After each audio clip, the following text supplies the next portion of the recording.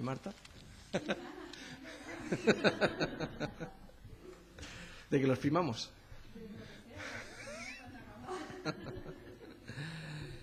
Bueno, estos tiempos pueden ser buenos también y el Señor sabe todas las cosas y en Él hay que esperar. Pues no hay más remedio. y entonces pues lo mejor que podemos hacer es esperar en el Señor. Pues vamos a orar y vamos a encomendar al Señor también ese tiempo esta mañana.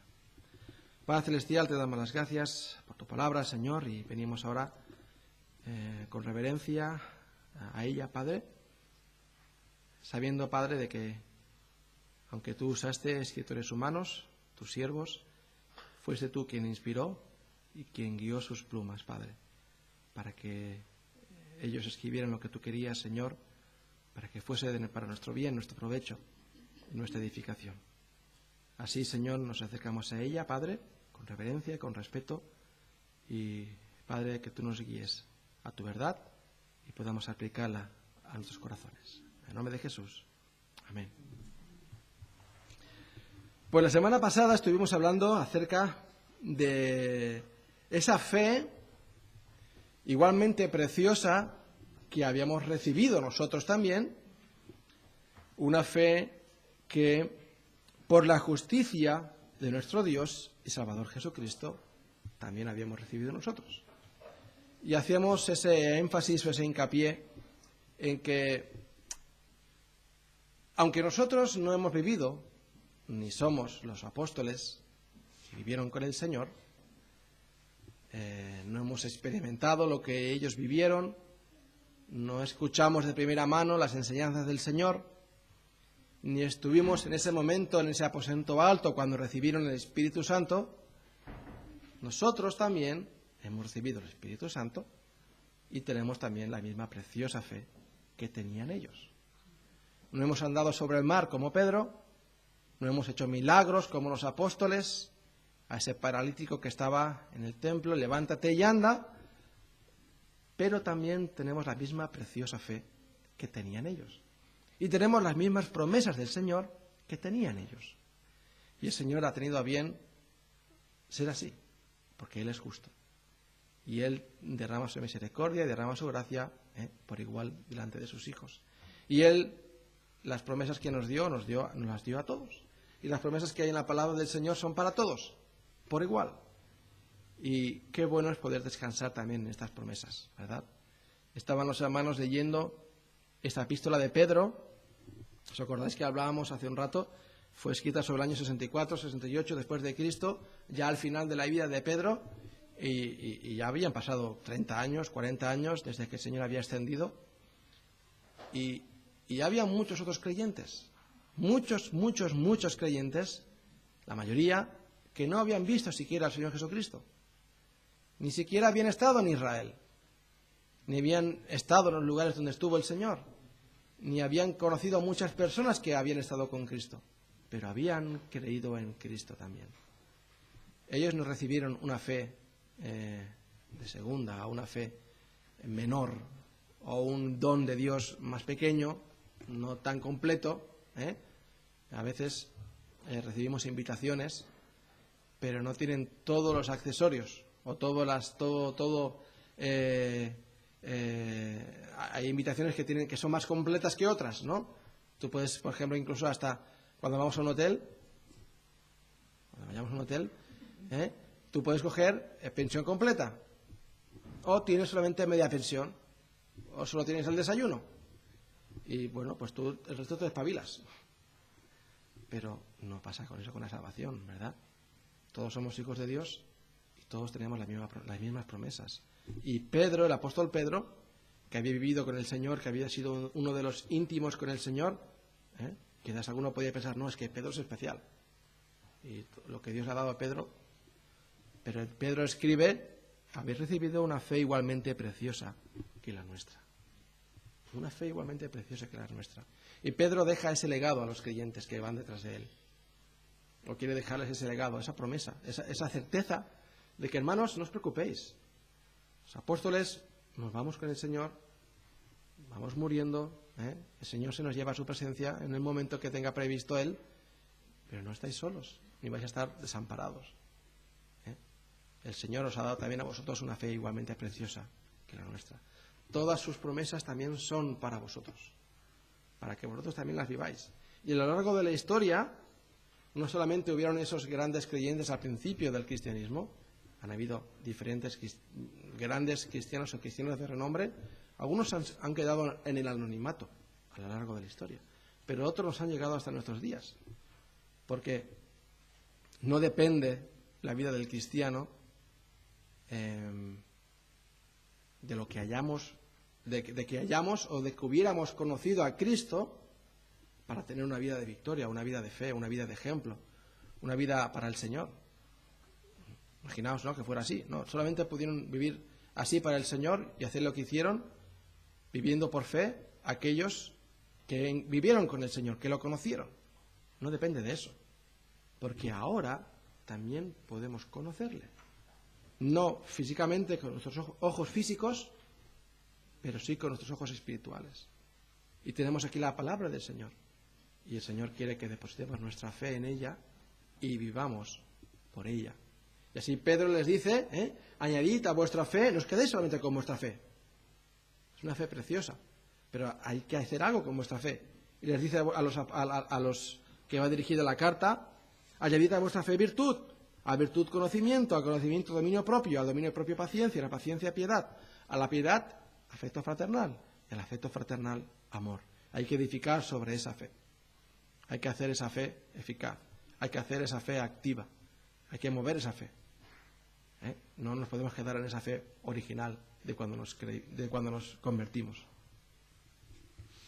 Los versículos 8 y 9 nos dan dos razones dos razones principales por las cuales debemos esforzarnos en la práctica de estas virtudes, las virtudes que hemos leído. La fe, añadiendo a vuestra fe virtud, conocimiento, dominio propio, paciencia, piedad, afecto fraternal y amor. Estas virtudes hay que aplicarlas en nuestras vidas, hay que vivirlas, hay que ponerlas en práctica, por obra. Es lo que los apóstoles nos están diciendo todo el rato. La vida cristiana no se trata de un momento en específico en tu vida y ya está, sino de un constante, de un resultado. La vida cristiana conlleva un resultado. Llámale obras, llámale fruto del Espíritu, pero lleva un resultado, conlleva un resultado. La vida eterna que Dios ha puesto en nuestros corazones tiene que, pues sí, toda semilla te da un fruto. Hemos recibido una semilla, pues se planta en tierra y después sale la planta. Las semillas son para eso, para dar fruto. Por lo tanto, tenemos que dar fruto. Estos versículos 8 y 9, los siguientes dos, nos hablan acerca de estas principales razones por las cuales debemos esforzarnos en la práctica de estas virtudes. Una es un aspecto positivo y otra es un aspecto negativo. Así que vamos a leer segunda de Pedro, capítulo 1, hasta el versículo 11, o hasta el versículo 10. Segunda de Pedro, capítulo 1, versículos del 1 hasta el 10. No sé si estabais ya allí, pero vamos a leer este pasaje. Simón Pedro, siervo y apóstol de Jesucristo, a los que habéis alcanzado, por la justicia de nuestro Dios y Salvador Jesucristo, una fe igualmente preciosa que la nuestra. Gracia y paz os sean multiplicadas en el conocimiento de Dios y de nuestro Señor Jesús. Como todas las cosas que pertenecen a la vida y a la piedad nos han sido dadas por su divino poder, mediante el conocimiento de aquel que nos llamó por su gloria y excelencia, por medio de las cuales nos ha dado preciosas y grandísimas promesas, para que por ellas llegaseis a ser participantes de la naturaleza divina, habiendo huido de la corrupción que hay en el mundo a causa de la concupiscencia, vosotros también, poniendo toda diligencia por esto mismo, añadid a vuestra fe virtud, a la virtud conocimiento, al conocimiento dominio propio, al dominio propio paciencia, a la paciencia piedad, a la piedad afecto fraternal y al afecto fraternal amor.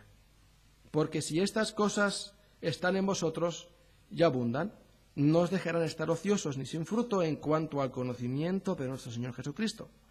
Pero el que no tiene estas cosas tiene la vista muy corta es ciego, habiendo olvidado la purificación de sus antiguos pecados. Por lo cual, hermanos, tanto más procurad hacer firme vuestra vocación y elección, porque haciendo estas cosas no caeréis jamás. A veces cuando cogemos un versículo, cuando queremos meditar sobre un versículo de un pasaje, nos olvidamos un poco del contexto en el cual está escrito. La semana pasada veíamos un poco el contexto en el cual estaba escrito Segunda de Pedro. Y era un poco el contexto de que estaban entrando falsos maestros y falsos profetas en la iglesia, enseñando doctrinas erróneas. Esta mañana volvíamos a hablar acerca del tema en Primera de Juan, acerca del gnosticismo. Y entraban esas filosofías extrañas y herejías, destructoras, personas que querían apoderarse de las iglesias, personas que querían hacer mercadería de los creyentes, querían tratarnos como mercancías, querían ponerse por encima de ellas y sentirse con autoridad, sentirse con poder, sentirse con dominio sobre personas, hablando de cualquier tema, temas que incluso los ángeles ni se atrevían a pronunciar juicio sobre él. Y allí está Pedro intentando avisar a los hermanos. Mi partida está pronta, pero os quiero avisar acerca de esto. Lo veo tan importante. Que nuestra fe, esa fe tan preciosa, Judas también tiene que decirnos algo acerca de ello. Esta fe tan preciosa que hemos recibido, hay que cuidarla y hay que edificar sobre ella. Y la mejor forma de cuidar esta fe y de edificarla es poniéndola en práctica. Poniéndola en práctica a partir de lo que dice la palabra de Dios. Dice el versículo 8, porque si estas cosas están en vosotros y abundan, no os dejarán estar ociosos ni sin fruto en cuanto al conocimiento de nuestro Señor Jesús. No os dejarán estar ociosas ni sin fruto. Una persona ociosa es aquella que no tiene nada que hacer, se dedica a no hacer nada, y sin fruto. Ya hemos dicho, todo semilla tiene que dar un fruto. Toda semilla tiene que dar un fruto. ¿Os acordáis de la parábola que el Señor dio acerca de esa viña? Y no daba su fruto que tenía que dar. Bueno, pues no quedaba más que sacarla y quemarla. Pero todo tiene que dar su fruto. Incluso aquella higuera que él vio y no estaba dando fruto. Tampoco era la época, pero el Señor la maldijo y se secó. Hay que dar fruto, porque ese es el resultado, la evidencia, la consecuencia lógica de ser creyente. Fruto de nuestro carácter, fruto de nuestro conocimiento, fruto de nuestras actitudes, fruto en todas las áreas de nuestra vida. Si estas cosas están en vosotros y abundan, no os dejarán estar ociosos ni sin fruto. ¿Qué cosas? Las que hemos leído. Añadid a vuestra fe virtud, conocimiento, dominio propio, paciencia, piedad, afecto fraternal y amor. Hay que poner en práctica estas cosas, añadirlas a nuestra fe. En Tito capítulo 2, versículo 11,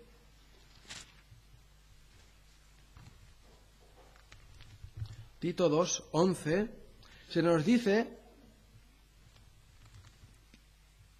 ¿qué debemos hacer una vez hemos sido salvos? Tito 2:11.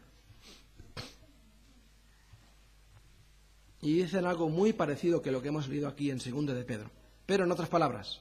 Tito 2:11 dice, porque la gracia de Dios se ha manifestado para salvación a todos los hombres, enseñándonos que, renunciando a la impiedad y a los deseos mundanos, vivamos en este siglo sobria, justa y piadosamente, aguardando la esperanza bienaventurada y la manifestación gloriosa de nuestro gran Dios y Salvador Jesucristo, quien se dio a sí mismo por nosotros, para redimirnos de toda iniquidad y purificar para sí un pueblo propio, celoso de buenas obras.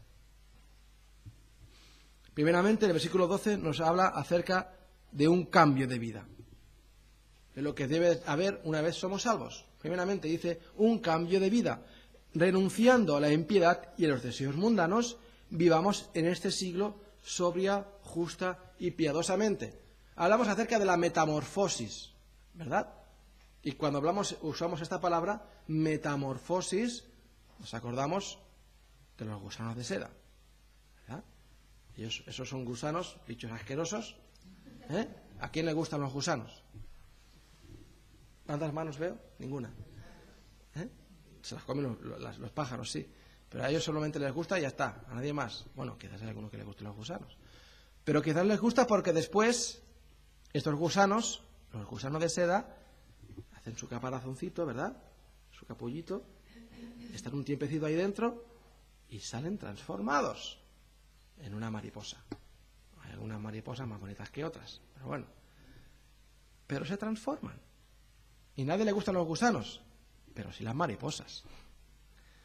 Sí las mariposas, viéndolas ahí volar con sus alas tan frágiles que parece que tengan ese polvillo que tienen en las alas, si se lo quitas ya dejan de volar. Pero se convierten en un animal precioso. Metamorfosis. Hay un cambio. Hay un cambio allí.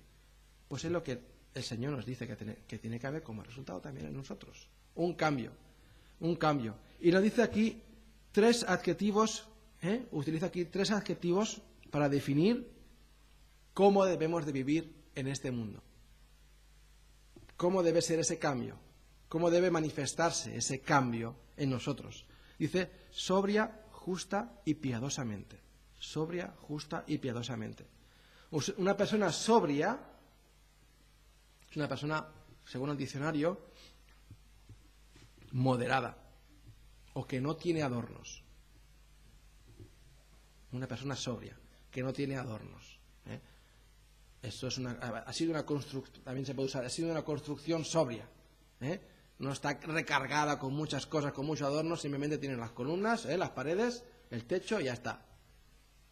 Lo básico, imprescindible. También se puede entender así. Y también se refiere a una persona que no está ebria. Está sobria. No está ebria, está sobria. Cualquiera de estos significados nos sirve para entender el concepto de que aquí nos está hablando, pero este es un siglo también en el cual se marcan mucho los extremos. Se marca de todo. Hay tantas filosofías que corren por ahí. Hay filosofías en las cuales se nos enseña a, como decía ese, be water, my friend. ¿Habéis escuchado esa expresión? Se agua. El Bruce Lee este. Se agua. Si el agua se va poniendo por donde puede, y se va escurriendo por donde deja pasar, y por ahí pasa tranquilamente y se va adaptando y va haciendo. Eso puede ser un entendimiento. El agua también va erosionando y va haciendo su curso, ¿no?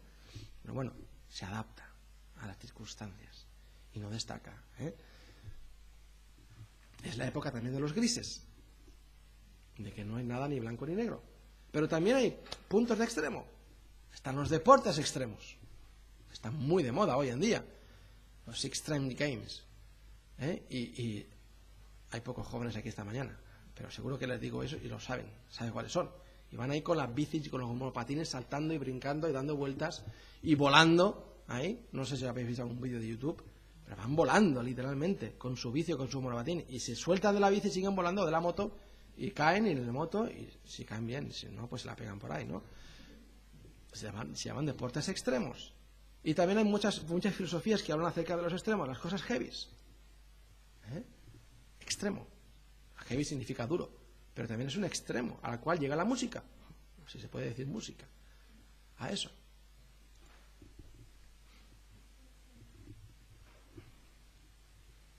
Modas que son muy marcadas o muy radicales. Aunque hoy el radicalismo, sobre todo el religioso, está muy mal visto, pero hay personas muy filosofías también que son muy radicales, ahí está en contra de lo que marca la sociedad y se destacan y se notan y tú las ves y no pasan desapercibidas, son un extremo, aceptado, tolerado, pero son un extremo, o sea, lo contrario de ser sobrio. lo contrario de ser sobrio. Ahora, una persona sobria en la Biblia se refiere a una persona que sabe estar donde debe estar. Sabe estar donde debe estar.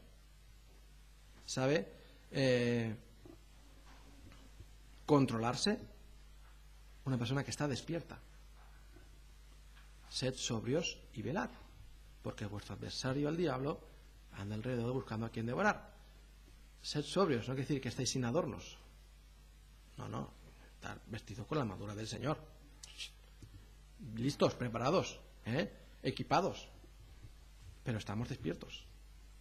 Sed sobrios, o sea, no estemos ahí embriagados, desprevenidos, tan llenos de otras cosas que cuando llegue el momento no nos demos cuenta. Ahí se refiere a la Biblia. Sed sobrios, estad despiertos. Una persona que está en control de sus facultades. En control de sus facultades. Y eso muchas veces solo se consigue estando en comunión con el Señor. Porque a veces vienen cosas en nuestras vidas que nos llevan a donde no queremos o hacen salir de nosotros cosas que no queremos. Ahí dependemos tanto del Señor, de estar en comunión con el Señor, tan cercana, tan próxima, para que lo que salga de nosotros sea el carácter de Cristo. Una persona sobria es una persona que tiene las facultades preparadas para estar alerta. Y así debemos de vivir en este mundo, despiertos. Ahí dormidos, como ese perezoso, o como ese hombre ahí dormido en la silla, sin ver lo que está pasando, sin ver lo que le está por venir. Un poco de sueño, un poco de dormitar, nos habrá proverbios.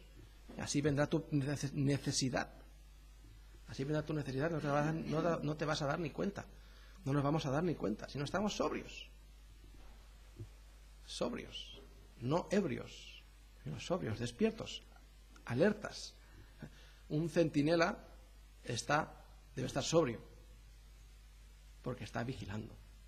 Está en la muralla o en alto de la torre y tiene sus sentidos alerta.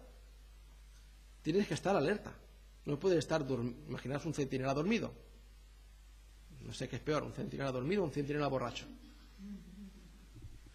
Pero ninguno de los dos sirve. Ninguno de los dos sirve. Pero un centinela tiene que estar alerta. Y a veces eso nos cuesta. A mí a veces eso me cuesta. Y tenemos, hoy en día, pues existen las drogas, ¿verdad? Y las drogas te hacen inhibirte de la realidad. Te hacen irte a otros lugares en tu mente, o te hacen olvidar lo que está sucediendo, que sean drogas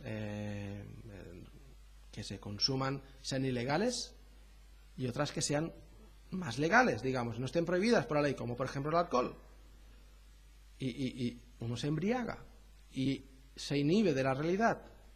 Y por eso tanta juventud se emborracha, se embriaga los fines de semana. Y se olvidan, y hacen locuras, y se lo pasan bien. Bueno, ellos creen que se lo pasan bien. Y no están atentos, está prohibido conducir habiendo bebido. ¿Por qué? Porque te relaja tus sentidos y no estás tan atento a lo que pueda venir, a cualquier imprevisto. Los que conducimos sabemos bien los imprevistos que puedan salir en cualquier momento. Tú estás conduciendo tranquilamente, a la velocidad adecuada, despierto y tranquilo, y te puede salir cualquier cosa por cualquier lado. Y es así, en un momento. Te sale cualquier persona que se ha despistado y tú tienes un accidente terrible. Por eso tienes que estar despierto. Imaginaos ese vigilante, pues los ojos bien abiertos, los oídos bien atentos, en la muralla, los sentidos, el olfato incluso, atento a lo que pueda venir, a lo que pueda aparecer, sobrio. El enemigo puede venir de tantos lugares, un movimiento en el bosque, un olor diferente y extraño, un ruido que no es el normal, el habitual. Por ejemplo, viene tu compañero a grabarte y tú sabes cómo anda, pues anda diferente, ese no es mi compañero, ¿quién es? Atento, dispuesto. Y hoy en día hablaba acerca de eso, de las drogas. que hay y que te inhiben, pero no solamente hay esas cosas que nosotros, gracias a Dios, pues el Señor nos ha dado sabiduría, nos ha dado capacidad, o nos ha dado la inteligencia, o nos ha preservado de esos peligros. Pero hay otras cosas que también nos inhiben nuestra mente, nuestro corazón. Y no estamos hablando de drogas estas, películas, o filosofías, o ciertas actitudes, o ciertas conversaciones que hacen que nuestro espíritu no esté alerta.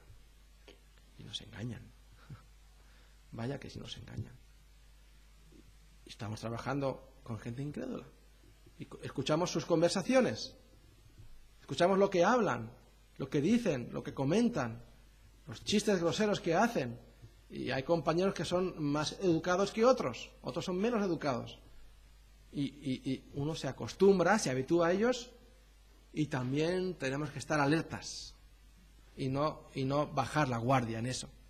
Porque nos acostumbramos y quizás un día se nos escapa una palabra que no debería. Una actitud, una exclamación. ¿Es posible? ¿Se me ha pegado esta palabra de este otro que está hablando? Y tenemos que estar alertas. O esas películas que estamos acostumbrados a ver quizás, pero que no hacen bien a nuestro espíritu. Porque no hay nada bueno en eso. No hay nada bueno ni edificable para nosotros. Y son como una droga. Que va entrando en nosotros y nos convence de que eso no está mal. De que eso es normal. De que eso es normal. De que el adulterio es normal. Nos convence de eso. O de que tener relaciones antes del matrimonio es normal, es habitual, es lo que pasa, no pasa nada. Vivimos en el siglo XXI. O de que vestir de cierta forma es lo más normal del mundo. Y no es así. Y nos engañan. Y por eso hay que ser sobrio. Saber estar donde tenemos que estar. Despierto. Una persona justa también, dice, vivimos en este siglo de forma sobria, justa, en segundo lugar. Es un término que está muy en moda o muy en boca de todos. Justicia. Y la Biblia nos enseña que nosotros debemos de ser justos. Justos en nuestra forma de hablar. Justos en nuestra forma de relacionarnos. Justos con nuestros vecinos. Justos con nuestros compañeros. Debemos de vivir de una forma justa, de una forma correcta, de una forma honesta con los que nos rodean. Si hay que pagar una multa, pues se paga. Si hay que pagar un impuesto, se tiene que pagar. Tenemos que vivir de una forma justa delante de la sociedad. ¿Os acordáis de Pedro, en la primera de Pedro, cuando se hablaban esas calumnias contra los creyentes? Y Pedro anima a los creyentes a vivir de una forma correcta, para que de lo que critican de vosotros o de lo que os acusan de vosotros como de malhechores, después den la gloria a Dios en el día de la visitación, en el día en el que el Señor se manifieste. En el día que declare evidente, es creyente. No, era una persona correcta, era una persona honesta. Criticábamos su fe, pero no podemos criticar su forma de vida. Nuestra forma de vida es debida a nuestra fe. No debemos olvidar eso. Es debida a nuestra fe.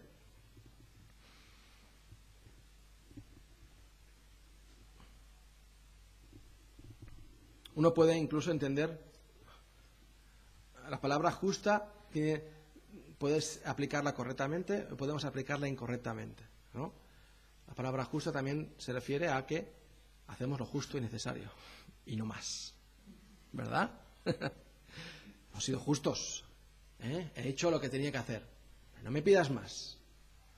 Eso suele pasar en los trabajos, y tú haces lo justo y ya está, y mi jefe no me paga para hacer nada más.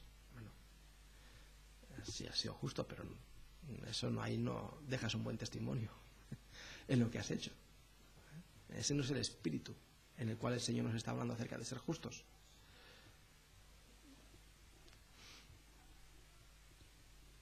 La justicia bíblicamente aplicada a nosotros primeramente nos recuerda o nos debe acordar de lo que hemos recibido de parte de Dios.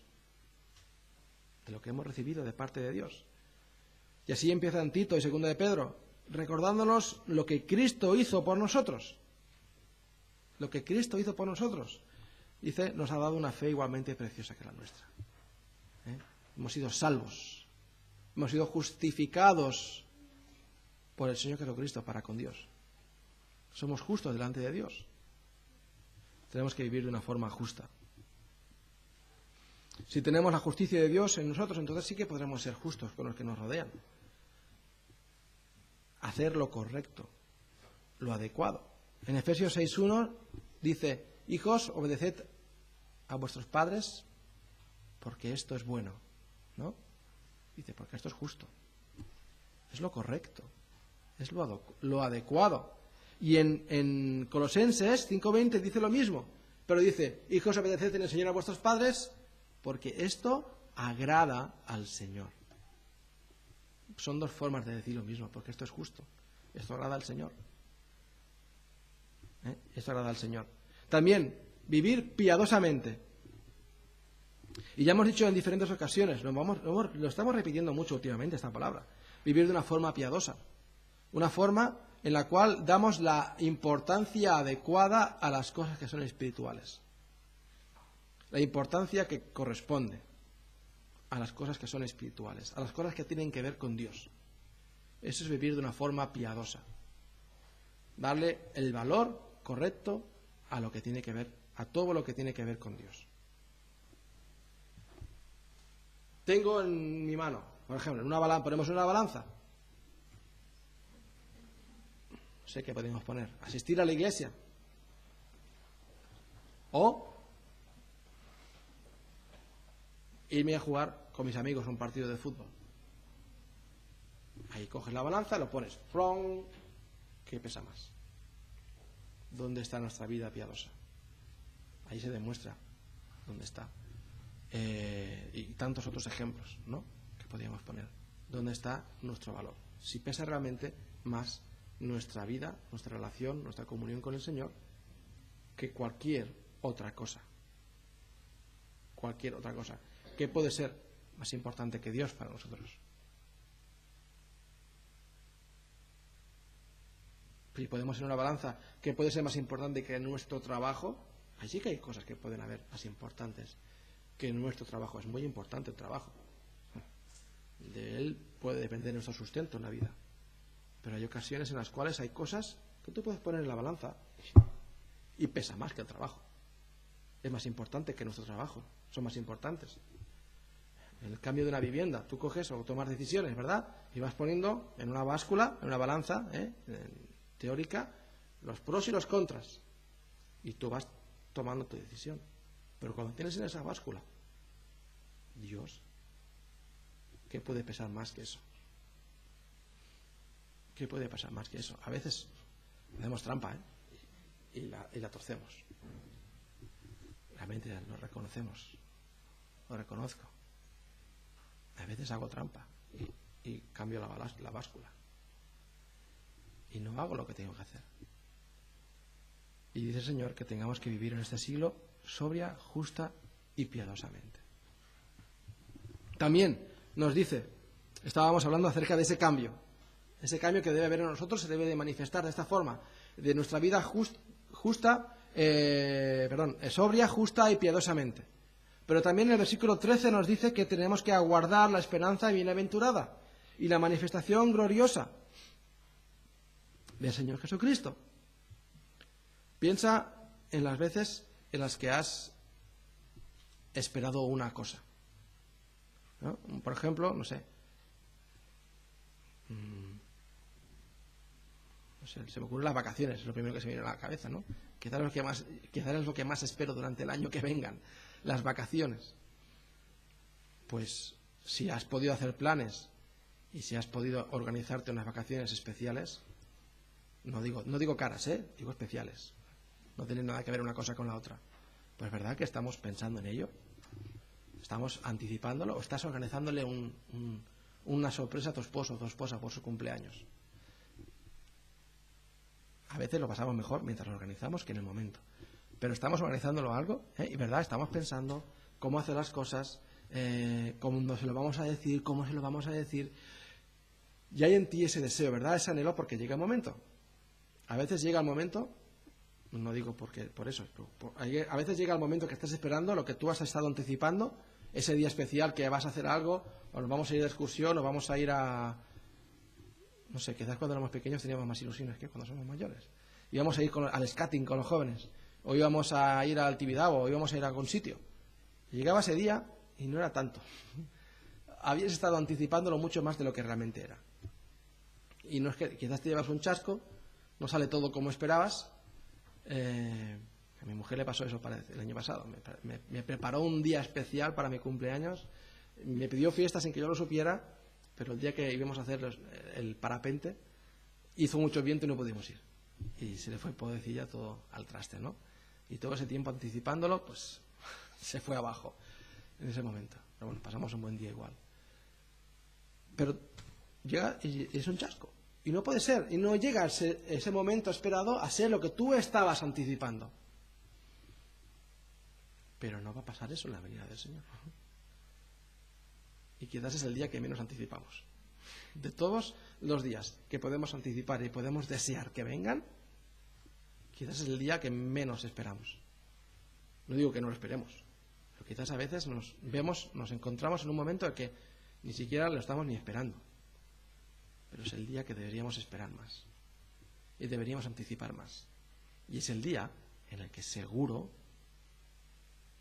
no va a decepcionarnos nada de lo que ocurre en ese momento. Que seamos transformados, seamos arrebatados en un abrir y cerrar de ojos y nos encontremos con el Señor en las nubes. Y debemos de vivir pensando en eso, pensando en ese momento en el cual el Señor venga a buscarnos y nos encuentre y nos encontremos con Él en las nubes, con Él y con todos los creyentes que nos han precedido antes. Si ya no sé, habrá tanto gozo en ese momento. No sé, es cuando en esos momentos que no sabes a dónde tirar. A veces te has encontrado así, ¿no? Estás tan contento, tan gozoso, te han hecho esa fiesta sorpresa que no te esperabas, de verdad, y no sabes a quién saludar, a quién dar las gracias, a quién abrazar. Estás muy contento porque jamás te lo hubieras esperado. Te han pillado desprevenido. Somos muy listos y siempre nos lo esperamos. Ese día te han pillado de sorpresa. Ese día será... No será la sorpresa de que no sabíamos qué iba a pasar, pero será el momento tan glorioso y tan esperado, debería ser, en el cual nos encontremos con nuestro Señor, al cual nos hemos estudiado, hemos leído tanto, hemos intentado pensar o deducir o imaginarnos cómo era haber escuchado, cómo era haber estado con Él en lo físico y en lo espiritual, y estar ahí contemplándolo y haber dicho, es todas esas cosas que pasé en la tierra, que sufrí por causa del Evangelio, por causa del testimonio, y que me costaron tanto y tanta vergüenza que me hicieron pasar. Ojalá hubiera pasado más vergüenza, ojalá hubiera sido más valiente. Y ahora estoy con mi Señor. La fe dejará de ser, porque le veremos tal como Él es. Y no solamente eso, estaremos con todos los que nos han precedido, nuestros familiares que nos han precedido, hermanos, padres, hijos quizás, que nos hayan precedido. Allí estarán también, junto con nosotros, recibiendo al Señor. ¿No hay un día más glorioso? ¿No hay un día más glorioso que ese? Ni el día de nuestra boda, perdona. Ni el día de nuestra boda es tan glorioso como ese día. Y mira que ese día fue bonito, pero no hay un día más glorioso que ese. Pues debemos de vivir pensando en eso. Debemos de vivir pensando en eso.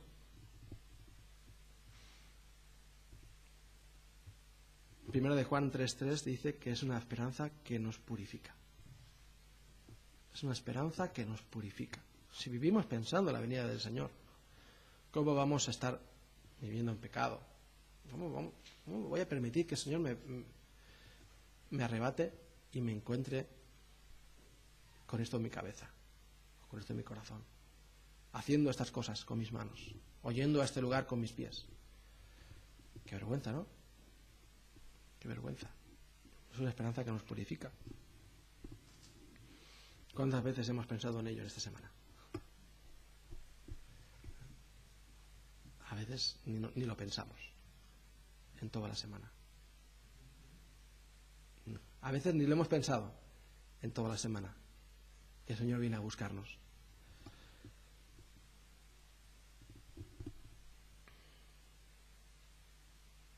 También en el versículo 14 nos habla acerca de que el Señor ha venido, que nos ha dado la salvación también, no solamente para que haya un cambio en nuestras vidas, no solamente tenemos que pensar que el Señor va a venir a buscarnos, sino también, versículo 14 dice, para purificar para sí un pueblo propio celoso ¿de qué? De buenas obras. No predicamos la salvación por las obras, pero no nos cansamos de predicar que nuestras obras deben evidenciar la salvación. Para buenas obras. El Señor nos ha salvado para que vivamos también y hagamos buenas obras. Para Él, para su gloria, para darle gloria al Señor. Dios no ha salvado a nadie para que no haga nada. No ha llamado a nadie para que no haga nada. Siempre ha llamado a alguien y le ha dado un llamado especial. Un llamado para Él. Noé. Dios le llamó y le hizo hacer un arca. Moisés. David. Y tantos otros, los profetas. Isaías, Jeremías, Daniel. Fueron llamados por el Señor y Dios les dio una obra. Todos tenían algo que hacer. Nosotros no somos diferentes. Nos ha llamado también a su salvación, nos ha llamado a su gracia, pero también nos da una labor para hacer. Quizás no tenemos que hacer la labor de... Iba a decir Noé, pero no tenemos que construir un arca, pero en cierta forma tenemos el mismo ministerio que tenía Noé.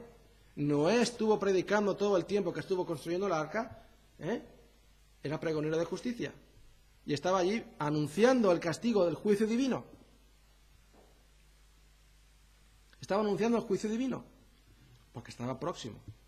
Nosotros estamos en una coyuntura parecida, porque está próximo el juicio divino, está próxima la venida del Señor, y estamos anunciando el Evangelio. Estamos anunciando las buenas nuevas de salvación también. Y Dios nos ha llamado a que vayamos y hagamos su obra. Hemos cantado antes el coro, ¿no? Id y predicad el Evangelio. El Señor nos ha llamado a ello.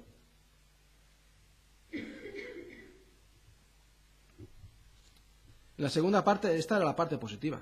Si estas cosas están en vosotros y abundan, no os dejarán estar ociosos ni sin fruto en cuanto al conocimiento de nuestro Señor Jesucristo. Y hemos visto que el Señor nos ha llamado para Él. A que cambiamos, a que esperemos su segunda venida, mientras purificándonos en ese pensamiento, en esa esperanza, ya que vivamos por Él, trabajando para su labor. Pero también dice el versículo 9, el que no tiene estas cosas, dice, tiene la vista muy corta, es ciego, habiendo olvidado la purificación de sus antiguos pecados. Qué triste y lamentable es olvidar de dónde hemos sido rescatados. Aunque nos hayamos convertido jóvenes, siendo niños, pero hemos sido rescatados también.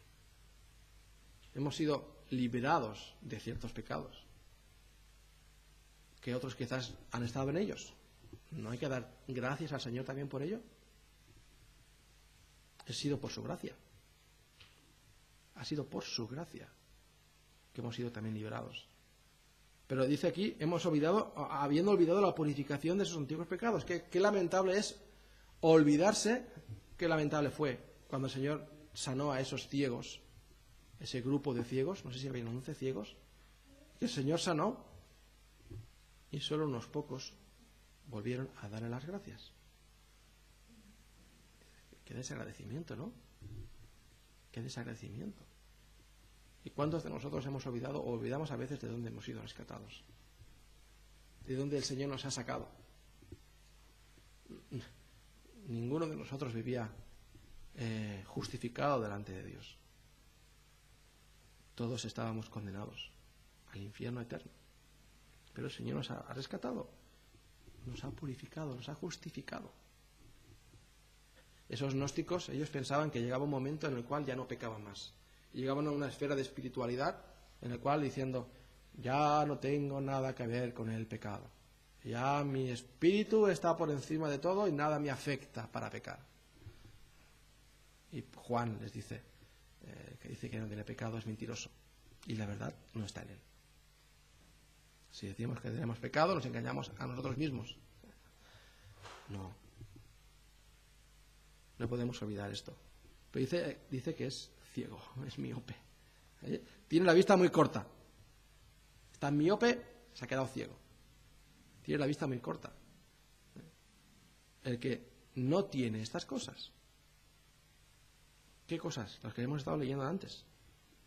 Añadir a vuestra fe virtud, conocimiento, dominio propio, paciencia, piedad, afecto fraternal y amor. El que no tiene estas cosas, el que no pone en marcha su fe, se queda miope. Y se queda ciego, finalmente. ¿Os acordáis en Juan, el Evangelio de Juan, en capítulo 9, tenemos la curación del ciego de nacimiento? Y pobre hombre, recibe la vista, pero los fariseos ahí le empiezan a zarandear, le empiezan a acusar de todo y lo expulsan de la sinagoga al final. Hay una ceguera física, pero es peor la ceguera espiritual. Es peor la ceguera espiritual. Pero este hombre recibió vista física y también vista espiritual. Las dos vistas. Porque después en el versículo 35 de Juan, en el capítulo 9, versículo 35, vuelve a tener un segundo encuentro con el Señor. El Señor se entera de que ese hombre había sido expulsado de la sinagoga. Oyó Jesús que le habían expulsado y hallándole le dijo, ¿crees tú en el Hijo de Dios? Respondió y dijo, ¿quién es, Señor, para que crea en él? Este hombre tuvo una respuesta increíble a los fariseos. Dice, le estaban acusando a él antes y él les dice como una reflexión. Respondió el hombre y les dijo en el 30, pues esto es lo maravilloso, que vosotros no sepáis de dónde sea y a mí me abro los ojos. Y también les dice, ¿vosotros también queréis haceros sus discípulos? Les dice el hombre este. Pero el Señor le pregunta, ¿crees tú en el Hijo de Dios? Ahora ya veía físicamente este hombre.